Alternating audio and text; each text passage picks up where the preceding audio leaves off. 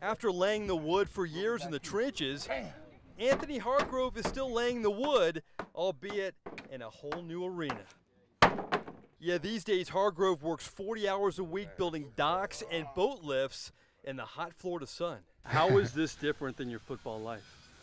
Oh, this is way different. I mean, first of all, I'm not in the helmet. I'm not hitting a football. I'm not hitting anybody. I'm using a lot more math equations out here, a lot more electricity, and I probably can kill myself a whole lot easier out here than I can on the field. What to do?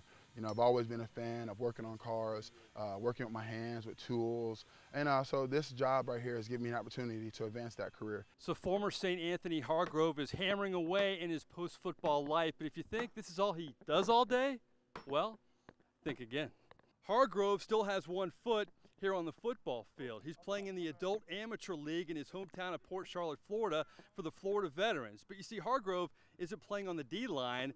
He's going back to his high school roots, where it's Anthony Hargrove, the quarterback. All right, my friend, you're the quarterback going back to your glory days. How is the arm? The arm is good. The arm is strong. I mean, 270 pounds, I still can rocket that thing. Accuracy's got to get back a little bit, but I think if you guys get some film now, you'll see me pretty good.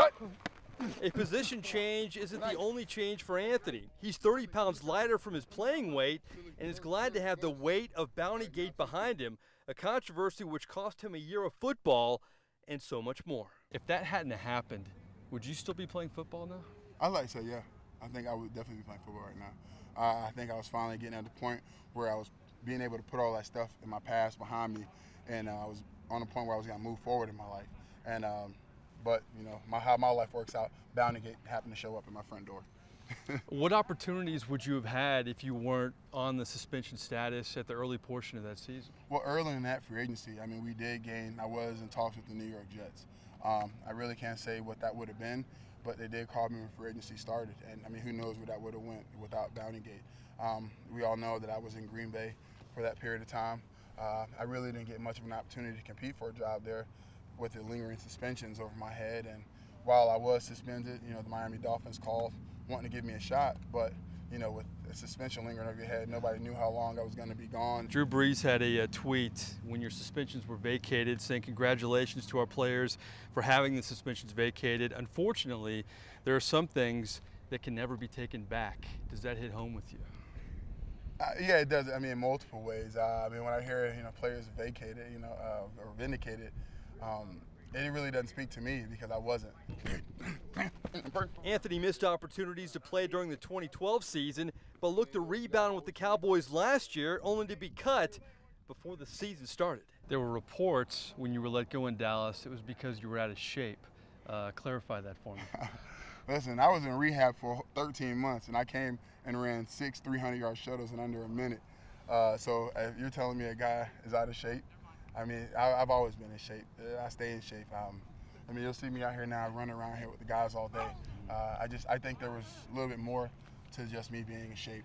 There you go. You're alive. You're alive. Football is now over for Anthony, but at the age of 30, what is that, an Olay? He realizes his life is just beginning. His big goal is to pay it forward by getting future players ready for the next level.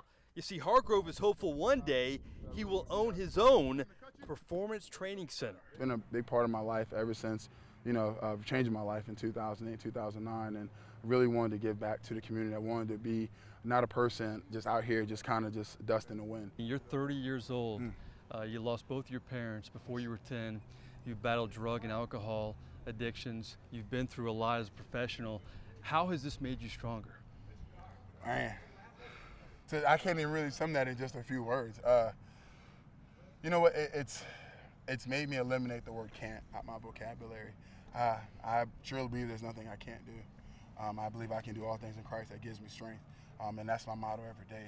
Going through trials and tribulations year after year after year after year only makes you stronger. Once a saint, but forever it seems a survivor. Football was a big chapter in his life, but now Anthony Hargrove is laying the wood for his sequel. In Port Charlotte, Florida, Mike Nabors for CST Tonight.